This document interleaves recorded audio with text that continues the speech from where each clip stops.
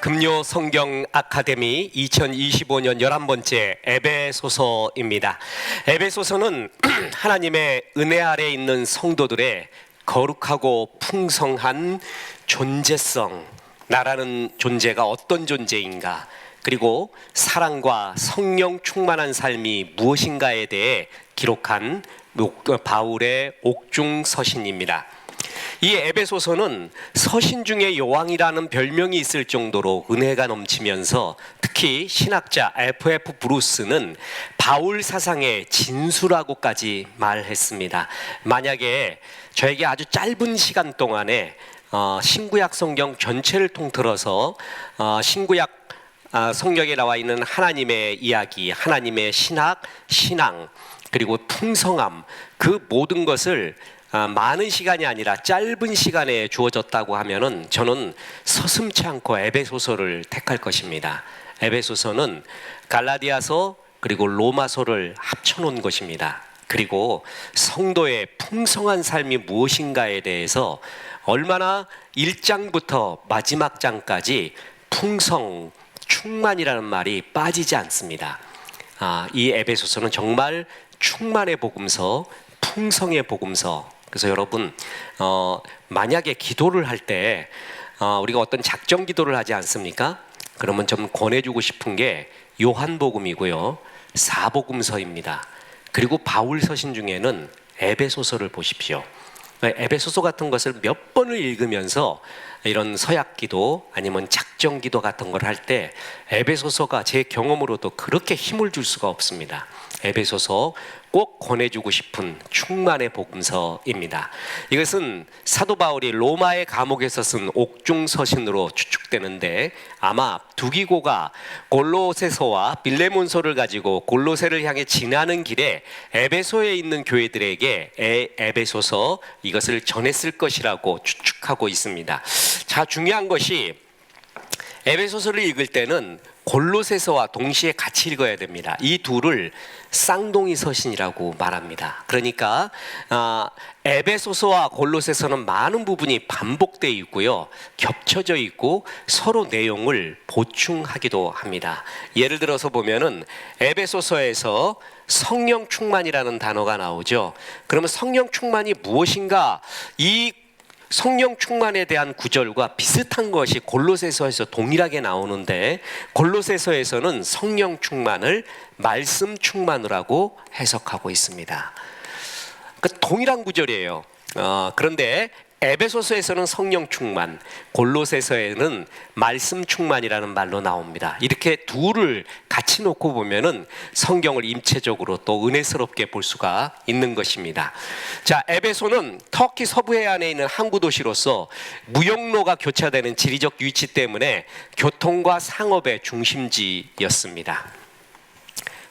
고린도하고 비슷하죠. 특히 이게 중요한데, 고대 세계 7대 불가사의 중에 하나로 꼽히는 풍요의 여신 아데미의 신전이 있었습니다.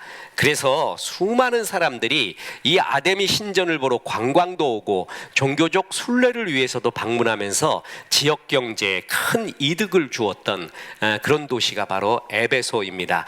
자, 이 덕분에 이 지역은 경제적으로 풍요로웠고 지금도 수많은 관광객들이 에베소 유적들을 방문하고 있을 정도였습니다. 이게 상상도입니다. 아데미 신전이죠. 실질적으로 이렇게 뼈대만 앙상하지만 아마 이러지 않았을까, 이렇게 상상하고 있고, 이게 아데미 신입니다. 풍요의 여신이죠. 사도행전을 보면 에베소 교회는 사도 바울이 3차 선교 여행 때 3년이나 머물면서 눈물로 목양하여 정이 든 곳입니다. 그러니까 선교 여행을 하면서도 3년이나 머물면서 목양을 했던 교회, 유일한 교회가 에베소였습니다. 개인적으로도 특별한 그런 애정을, 관계를 지닌 교회였으며, 바울의 영적인 아들인 디모데가 그곳에서 목회를 할 정도로 사도 바울의 선한 영향력이 가득한 교회가 에베소 교회였습니다. 그러니까 바울이 진짜 목양을 했던 곳이죠. 특히 두란노 서원 같은 데서 성경 공부 가르치면서 서신을 쓰면서 너희들을 양육할 때 내가 눈물로 가르쳤다라고 말할 정도로 이것은 굉장히 바울의 애정과 사랑이 깃든 교회였습니다. 자, 에베소가 어느 곳인가? 이렇게 3차 선교 여행을 가다 보면 바로 여기입니다.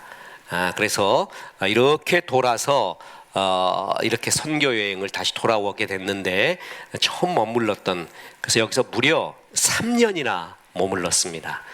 그만큼 에베소 교회가 아주 중요한 그러한 곳이었나 봅니다.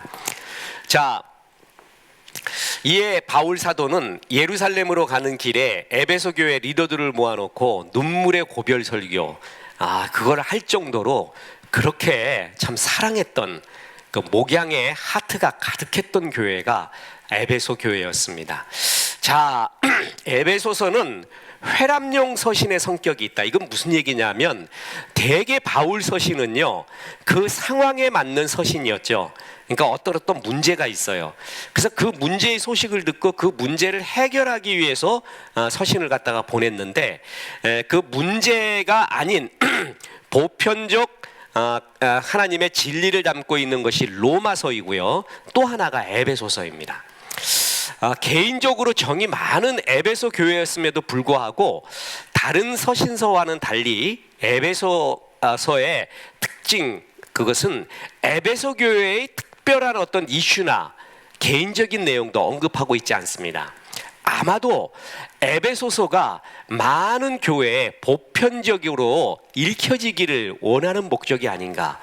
그러니까 내가 굉장히 3년 이상이나 목회를 했던 거예요. 그러니까 굉장히 애정이 있거든요. 아는 사람도 많단 말이에요.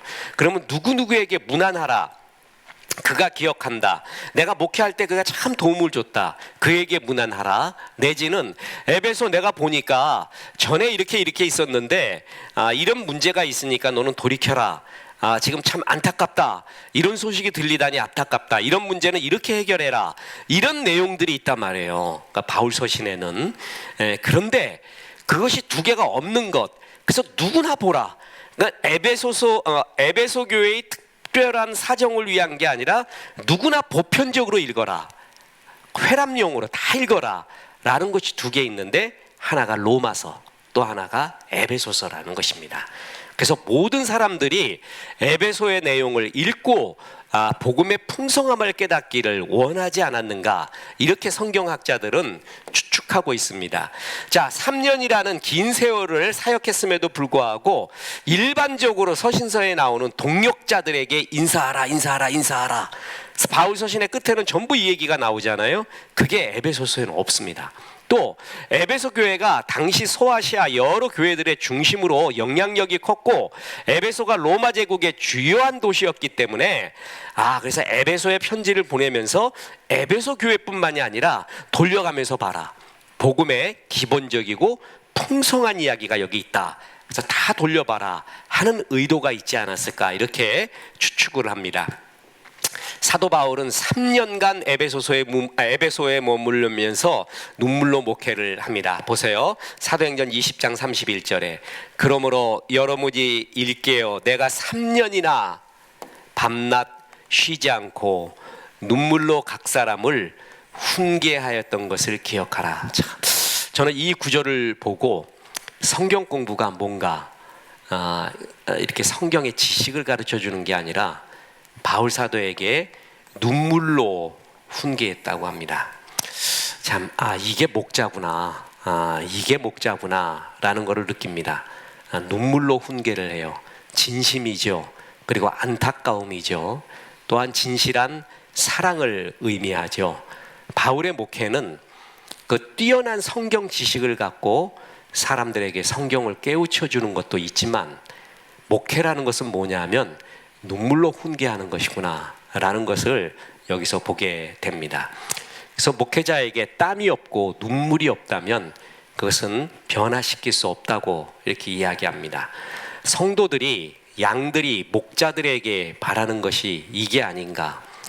저 사람은 항상 머리로 말하는 것 같다, 저 사람 보면은 뜨거움이 없다, 나보다 더 덜한 것 같다, 저 사람이 이렇게 정말 예수를 진짜 사랑하는가 잘 모르겠다, 아니면 직업적으로 저러고 있는 것인가, 만약에 이렇게 느꼈다면은 그것은 목자의 사역을 정말 잘 못하는 것이죠. 예, 진실로 그가 정말 주님을 사랑하는 것 같다. 투박하지만 주님 사랑하는 게 절절히 느껴진다라는 그러한 진정의 하트, 그리고 목양을 할 때 눈물로 훈계를 하는 진정성, 이런 것들이 목회의 목양의 본질이 아닌가 이렇게 봅니다. 그래서 그가 어떻게 목양했냐 하면은 12명쯤 되는 침례 요한의 제자들에게 침례를 행하게 됩니다. 또한 우리가 잘 아는 두란노 서원에서 날마다 2년이나 주의 말씀을 가르쳤습니다. 사도행전 19장 보겠습니다. 8절, 바울이 회당에 들어가 석 달 동안 담대히 하나님 나라에 관하여 강론하며 권면하되 어떤 사람들은 마음이 굳어 순종하지 않고. 자, 이 구절도 보세요. 사도 바울이 성경 공부해도 안 됩니다. 심지어는 예수님이 해도 안 됐죠. 그러니까 여러분, 우리가 인도하고 우리가 한다고 다 은혜 받는 거 아닙니다. 그러니까 성경에서 자유를 얻는다는 게 바로 이런 구절들이에요. 이걸 보면 다 되는 게 아니구나. 그래서 바울이 하는데도 어떤 사람들은 마음이 굳어 순종하지 않고 무리 앞에서 이 도를 비방하거늘 바울이 그들을 떠나 제자들을 따로 세우고. 자, 그랬더니 어떻게 한다고요? 자, 이런 구절도 바울이 굉장한 결단력이 있는 것이죠. 이 젖은 장작에 마음을 안 쓰는 것입니다. 마른 장작을 향해 달려가고 있는 바울의 모습이 봅니다. 자, 그러면 만약에 우리가 이런 구절을 보잖아요. 그러면 순종하지 않는 사람들을 보고 그들을 떠났다 그러잖아요. 그러면 이렇게도 해석할 수 있어요. 사랑이 없는가? 더 사랑하지, 더 눈물로 권면하지, 이런 이야기와 바울이 이거 안 되겠다 해서 떠났다는 거잖아요. 다른 양들을 길렀다는 거, 이것은 다른 코드의 이야기입니다. 항상 무슨 얘기를 하냐면 아무것도 못하게 만들어요. 지금 분명히 하나님의 뜻은 제자들을 따로 세우고 두란노에서 날마다 성경 강론을 하면 폭발적인 역사가 일어나요. 그죠? 근데 그 에너지를 못 쓰게 이 젖은 장작들에게 악한 마귀는 자꾸 마음속에 아무것도 못하게 해요. 아무것도.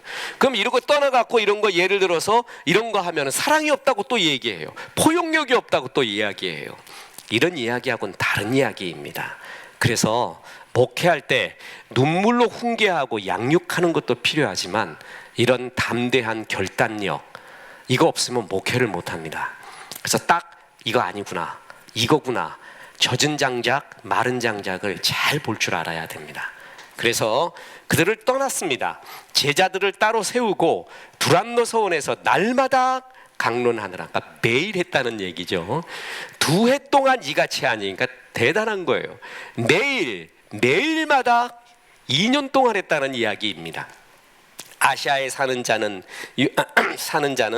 유대인이나 헬라인이나 다 주의 말씀을 듣더라. 그래서 이때 복음 듣고 가서 교회들을 세웠다라는 추측들을 많이 하고 있는 것이죠.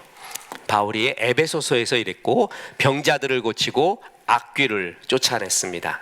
하나님이 바울의 손으로 놀라운 능력을 행하게 하시니 심지어 사람들이 바울의 몸에, 자, 이거 유명한 구절이죠. 몸에 손수건이나 앞치마를 가져다 병든 사람에게 얹으면 그 병이 떠나고 악귀도 나아가더라.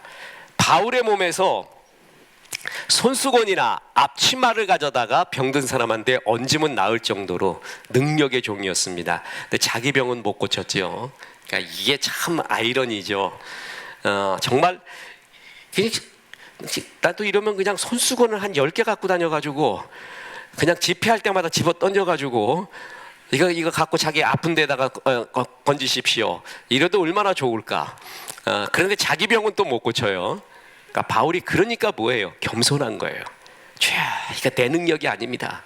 주님, 손수건 그냥 100개 자기한테 눈에다가 얹고 머리에 얹어도 안 되는 거예요. 하나님 나라가 이렇게 참 신비롭죠. 그리고 늘 겸손해야 합니다. 자기에게 능력이 없는 것이죠. 하나님이 해주시는 것이죠. 자, 이렇게 바울이 에베소서에서 이런 역사를 했습니다. 마술을 행하던 사람들이 자복하고 마술책을 불사르기까지 합니다. 자, 특히 바울이 아데미 여신들은 사람의 손으로 만든 우상에 불과하다고 선언하자 이 말이 굉장히 영향력이 있었어요. 아까 그 아데미 신전, 세계 7대 불가사의 중에 하나잖아요.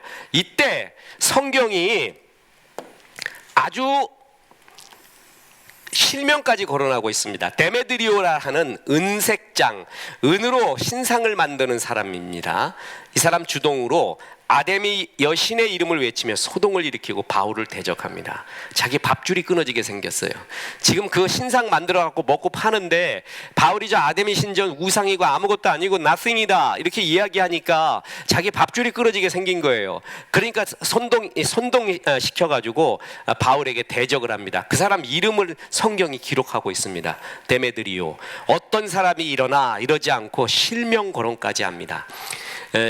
신약 성경에 보면은 이런 악명으로서 노토리오스죠. 이러한 실명 거론이 된 사람들이 있습니다.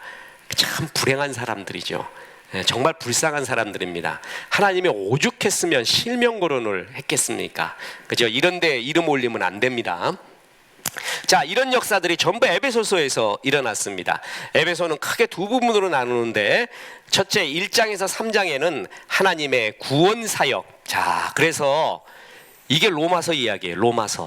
로마서의 이야기를 1에서 3장에 축약을 해놓고 있습니다. 우리 구원을 위한 성부, 성자, 성령의 사역, 만물을 다스리는 만물의 주인 되신 그리스도, 그리고 그 사역으로 인해서 성도들의 거룩한 존재성, 이런 것들을 말하고 있습니다. 1장 마지막과 3장 마지막에는 바울 사도의 아름다운 축복 기도가 나옵니다. 둘째로 4장부터 6장까지는 구원받은 성도의 삶, 어떻게 살아야 되느냐? 사랑하고 성령 충만하게 살아야 된다, 이렇게 표현하고 있습니다. 자, 그래서 하나님의 구원 사역에 대해서 말하고 성도들의 사랑과 성령 충만한 삶, 그래서 그 유명한 성령 충만함을 받아라 라는 것이 에베소서 5장에 나오게 되죠. 각 모든 장마다 전부 뭐가 있냐면은 풍성 그리고 충만이라는 말이 다 들어가 있습니다. 그리고 그것의 풍성과 충만의 하이라이트가 에베소서 5장에 나오는 성령의 충만이 됩니다. 그래서 저는 어떤 식으로 표현하냐면은 이 에베소서는요, 시집간 딸한테 전화를 한 아버지 내지는 엄마의 첫 음성, 약간 들떠 있죠. 예, 재밌니? 좋니? 신랑이 잘해주니? 좀 이렇게 떠 있습니다. 그러면 그 딸도 차분하지 못하죠. 좀 떠서 말해요. 둘 다 떠 있어요. 그런 기분. 그런데 이때 이 떠 있는 기분이 뭐냐면 굉장히 좋아서, 너무나 흥분돼서 이 소식을 정말 빨리 전하고 싶어서 떠 있는 모습, 바로 그게 에베소서입니다. 그러니까 에베소서가 참 이렇게 공중에 붕 떠 있는 듯한 아주 아름다운 주님의 축복과 충만함을 보여주기 위한 그러한 복음서입니다. 저는 제일 많이 한 건 로마서입니다. 성경 공부 정말 많이 했습니다. 근데 그 다음에 또 많이 한 게 에베소서입니다. 에베소서 정말 좋습니다.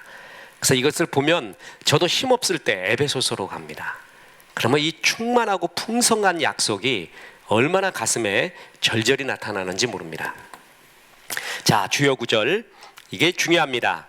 우리에 대한 존재성, 내가 누구인가. 자, 존재성이 뭐죠?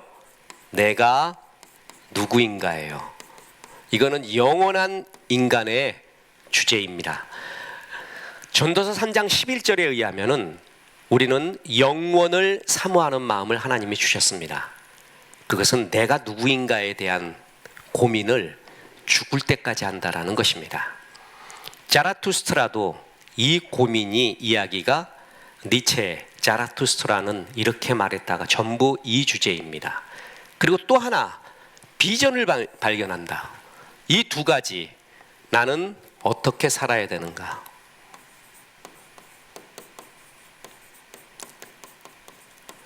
그런데 비전이라는 것, 어떻게 샀냐는 것은 내가 누구인가가 전제돼야 됩니다. 그래서 인본주의 인문학자들이 우리는 우연히 던져진 존재라고 하죠. 그리고 진화론자들도 우리는 우연히 던져진 존재라고 합니다. 아무 목적도 달려가는 것도 없습니다. 그런 존재성을 가지고 있는 사람들이 나는 어떻게 살아야 된다라고 말하는 것은 사실상 틀린 얘기입니다. 그래서 내가 누구인가, 그리고 그러면 어떻게 살아야 되는가, 그때부터 뭐가 시작된다? 풍성한 삶이 시작된다. 이것이 에베소서의 주제입니다. 자, 아주 중요합니다. 그래서 우리는 뭐냐? 나라는 존재는 하나님의 걸작품시라는 것입니다. 에베소서 2장 10절. 저는 설교에도 얘기했지만 에베소서 2장 10절에 대한 전도사로 살겠다고 하나님께 서약까지 한 사람입니다. 그만큼 좋습니다. 그렇게 좋을 수가 없습니다. 그리고 이 에베소서 2장 10절 가지고 3일 동안 부흥회를 해도 됩니다. 그래서 저는 방송국 사역을 하거나 부흥회를 갈 때 부흥회를 초청하신 담임 목사님한테 얘기합니다. 혹시 들으셨을지를 모르지만 그래도 에베소서 2장 10절은 반드시 하겠습니다. 그래서 예, 그렇게 하십시오. 그러면 부흥회를 인도합니다. 자, 우리의 존재성, 우리는 그가 만드신 바라, 아우트가르 에스멘 포에마, 그리스도 예수 안에서 선한 일을 위하여 지으심을 받은 자. 이 두 개면은 풍성한 삶이 다 끝납니다. 우리는 그가 만드신 바라, 아우트가르 에스멘 포이에마, 이 포이에마에서 뭐가 나왔다고요? 이게 만드신 바인데 포이에마, 제가 이거 헬라어로 쓸 수 있지만 교만하지 않기 위해서 또 여러분 위해서 한글로 쓰는 거니까 이해하십시오. 포이에마에서 뭐가 나오냐면 포엄, 뭐죠? 시가 나온 거예요. 시. 그러니까 우리는 하나님의 시라는 것입니다. 대부분의 영어 성경은 masterpiece, 걸작품이라고 했습니다. 이 두 개를 합치면 우리는 하나님의 걸작품 시라는 것입니다. 이 세상에서 나는 항상 상품 취급을 당하죠. 그래서 너의 건강을 봐라, 너의 가진 돈을 봐라, 너의 외모를 봐라, 학벌을 봐라, 네 집안의 백그라운드를 봐라, 모든 걸 봐라. 너는 한 3등급 정도 된다, 5등급 정도 된다. 이렇게 마귀가 속삭이고 세상이 속삭이고 나도 그렇다고 여깁니다. 그때부터 뭐예요? 나는 5등급 상품 인생을 살게 됩니다. 하나님은 우리가 상품이 아니라고 했습니다. 작품이라고 했습니다. 작품도 그냥 작품이 아니라 걸작품, 시라고 말했습니다. 그죠? 이것을 가슴에 새기는 것이 너무나 중요합니다. 그러면 이제 시라는 것이 무엇인가를 얘기를 해야 되잖아요. 그게 이제 한 2시간 걸립니다. 그래서 생략을 합니다. 저도 한때 시인이 되고 싶었습니다. 그런 학과를 전공하고 싶었고, 근데 하나님이 인도해서 이렇게 시인의 길은 걷지 않았습니다. 오늘날 시인하고 원시인하고 똑같구나 라는 것도 가르쳐주고, 하나님이 그래도 미련을 못 버리니 그러면서 네가 나의 걸작품 시다, 이게 여기서 말해줬어요. 그때 한 3일을 좋아서 알았던 것 같습니다. 너무 좋아서. 그래서 이 구절을 갖고 어떻게 설교할까 그때부터 연구를 했습니다. 그리고 이 구절 갖고는 제 경험으로는 어느 교회, 어느 방송국 가도 다 은혜를 받습니다. 100%였습니다. 그렇게 좋은 구절입니다. 나는 하나님의 걸작품 시다. 그리고 그리스도 예수 안에서 선한 일, 그러니까 나에게 뭐가 있다는 거예요? 사명이 있다는 것입니다. 나의 존재는 하나님의 걸작품 시고, 나는 하나님이 나를 통해 받고 싶은 선한 비전이 있다. 이 두 개를 발견하면 인생은 최고의 행복한 짜장면이 됩니다. 자, 그래서 우리 모두에게는 하나님의 선한 비전, 다시 뭐라고요? 선한 일이 우리에게 있다라는 거죠. 자, 그래서 에베소서 1장에는 이 구절을 이렇게 말합니다. 우리 주 예수 그리스도의 하나님, 영광의 아버지께서 지혜와 계시의 영을 너희에게 주사 하나님을 알게 하시고, 자, 성령 충만하잖아요. 은혜를 받았잖아요. 그러면 지혜와 계시의 영을 너희에게 주신다고 했어요. 그러면 그때부터 보이는 게 뭔지 아십니까? 너희 눈을 밝히사 그의 부르심의 소망. 그죠? 비전이에요. 그리고 그 기업의 영광의 풍성함. 비전의 아름다움이라고도 얘기하면 됩니다.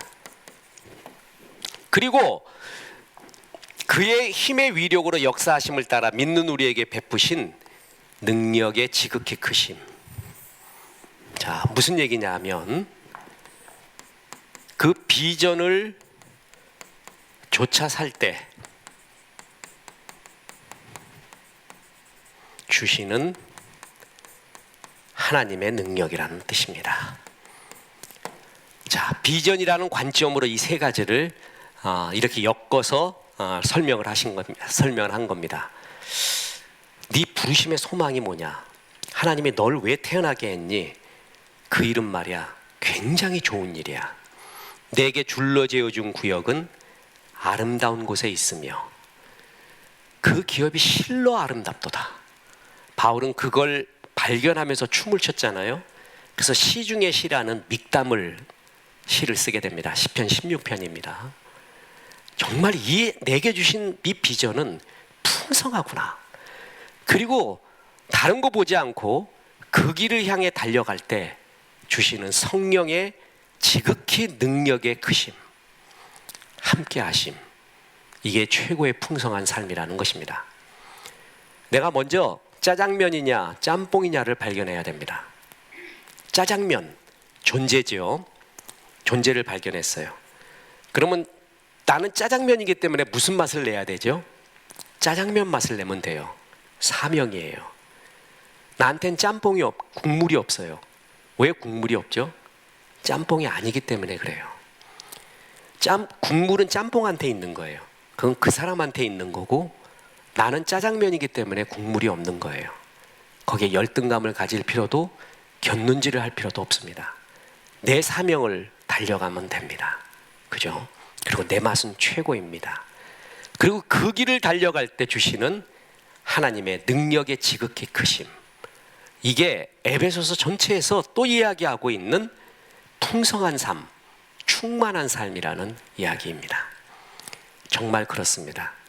내게 주신 비전이 뭔가를 알고 그 길을 달려갈 때의 행복은 정말 모든 난관을 녹이고도 남습니다. 젊을 때로 돌아가고 싶지 않을 정도입니다. 젊을 때는 힘이 있고 낭만이 있고 어디든 갈 수 있는 또 자유도 있지만 말이에요.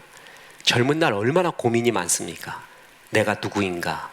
어떻게 살아야 되는가? 나는 무엇을 위해 태어났는가? 얼마나 고민하는 세대가 젊은 날의 세대입니까? 그죠? 정말 많은 고민을 합니다. 존재적인 고민을 해요. 그런데 이 나이 되면서 주께서 너는 짜장면이야. 너는 짜장면 맛을 내기 위해 태어났어. 그 맛은 최고야.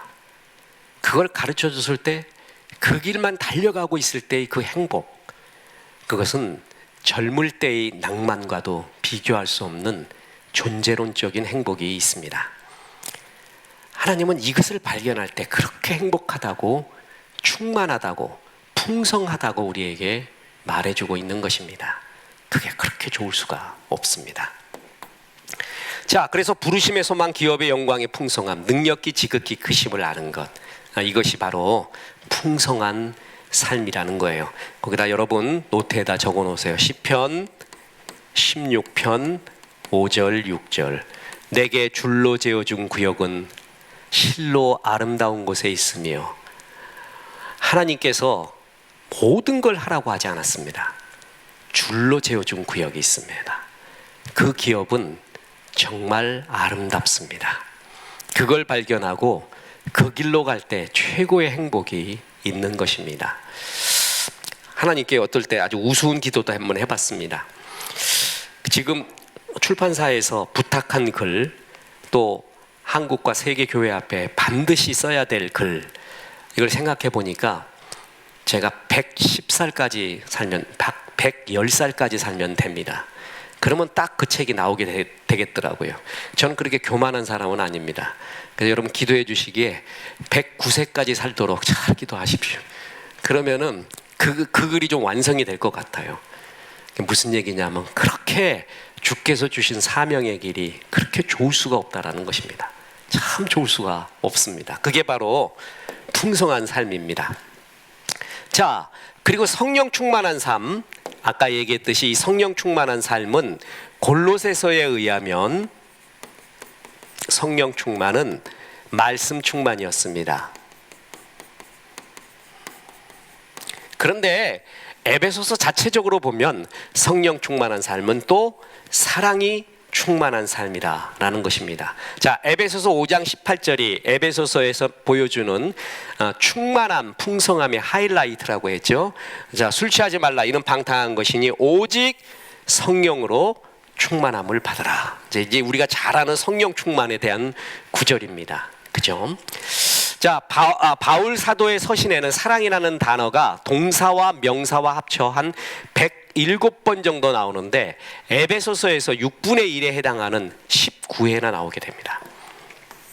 그만큼 많이 에베소서에서 이 사랑에 대한 이야기가 많이 나오고 있습니다. 우리가 고린도전서의 13장의 사랑 이야기가 합쳐져 있는 걸로 아는데 에베소서가 더 많습니다. 그래서 성령 충만은 사랑 충만이라는 것입니다. 자, 모든 겸손과 온유로 하고 오래 참음으로 사랑 가운데 서로 용납하라. 오직 사랑 안에서 참된 것을 하여 범사에 그에게까지 잘하라. 사랑 안에서 스스로 세우느니라. 그리스도께서 너희를 사랑한 것 같이 너희도 서로 사랑 가운데서 행하라. 자, 고린도전서 13장과 동일하죠. 사랑이 없으면 울리는 꽹과리라고 했습니다. 그죠? 사랑 없이 열심을 낼 수도 있습니다. 사랑 없이 심지어는 주의 일도 할 수 있습니다. 근데 하나님이 나중에 네가 사랑 없이 너는 사꾼이었구나, 밥벌이를 위해서 영혼에 대한 사랑 하나 없이 그렇게 살았구나, 만약에 목자에게 그런 말을 듣는다면 하나님이 크신 목자에게 작은 목자인 우리를 그렇게 책망하는 말을 들었다면 목자로서의 삶이 정말 부끄러울 겁니다.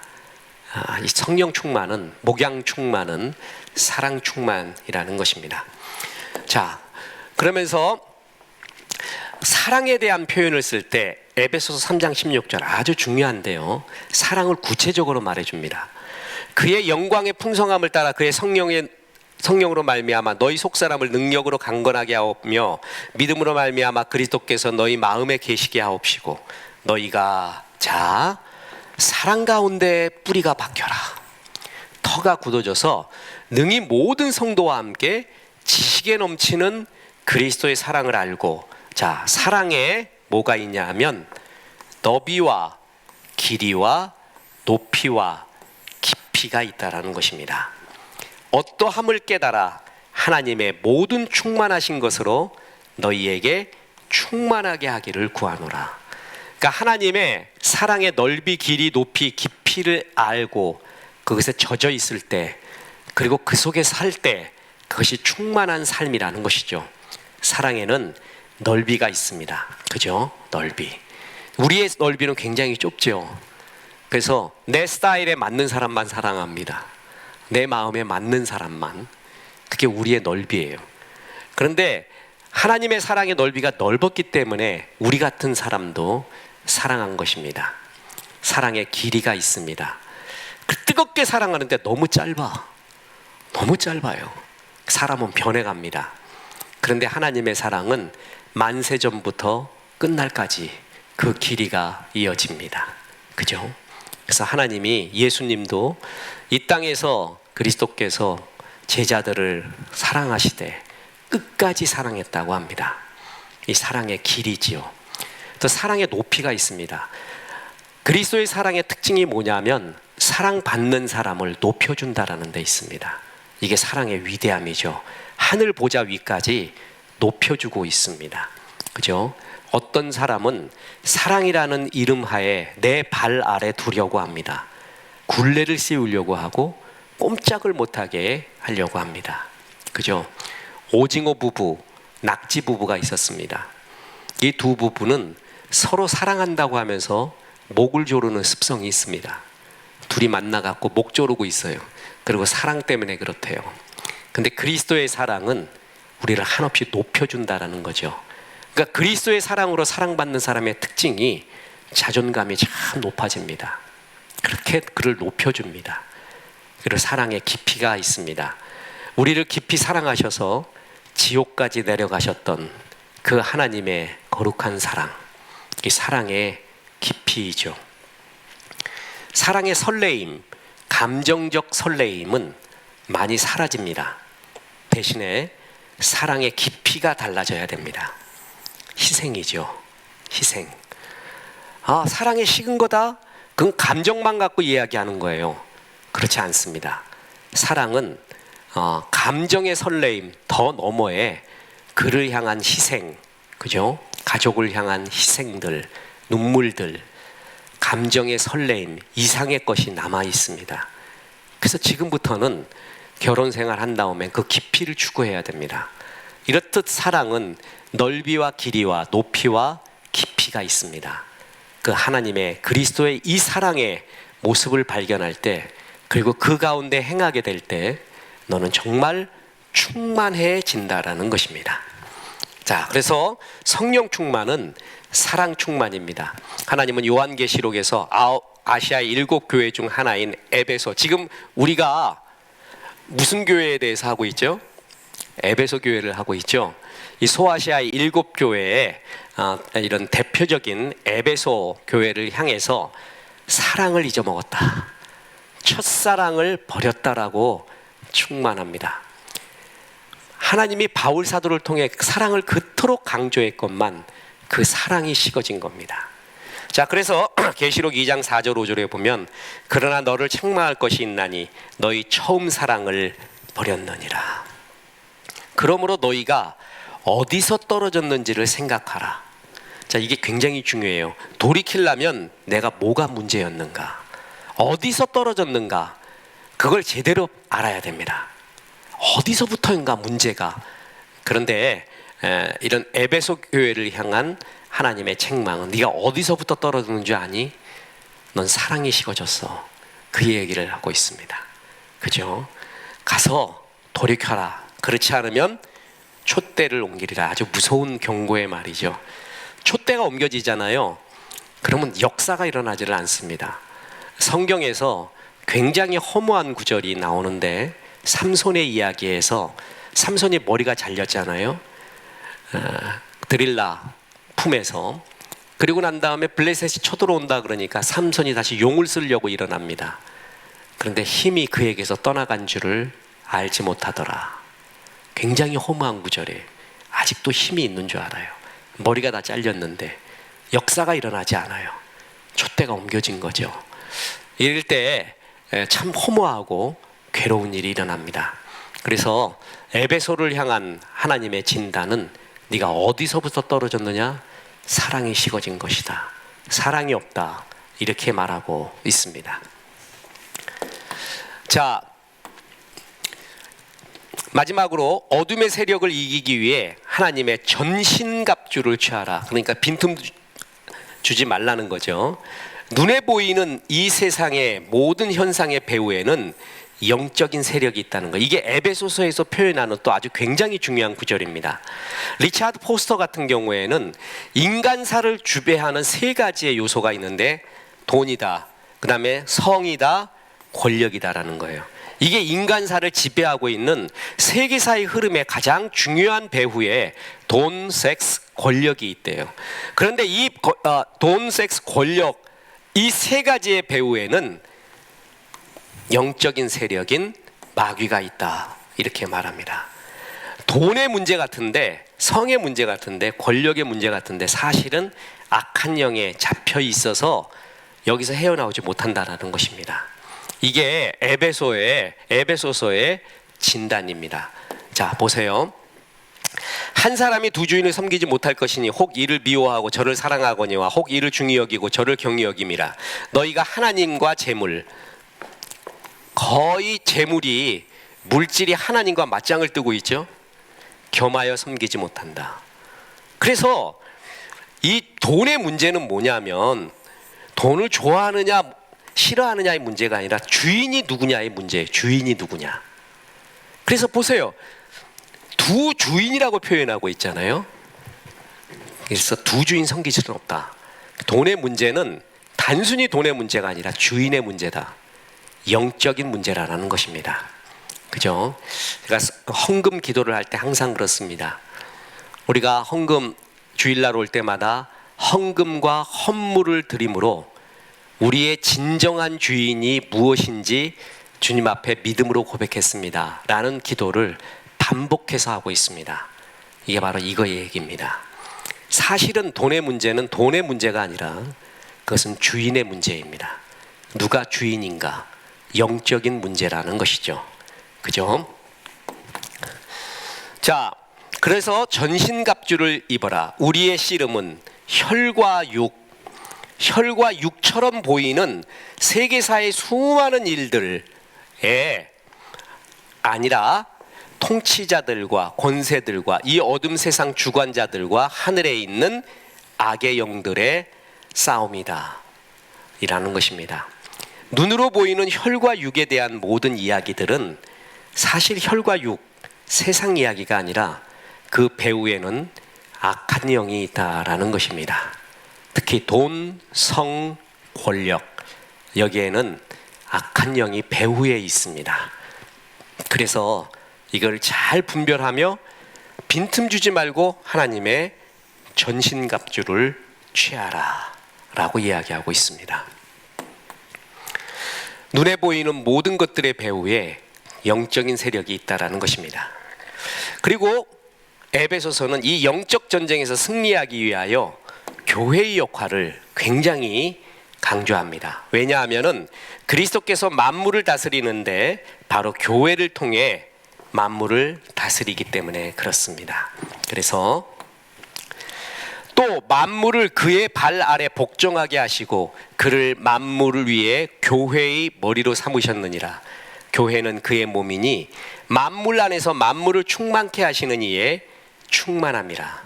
그래서 교회가 음부의 권세를 이기지 못하는 곳으로 유일하게 하나님께서 이 지상에 세워놓은 거룩한 장소입니다.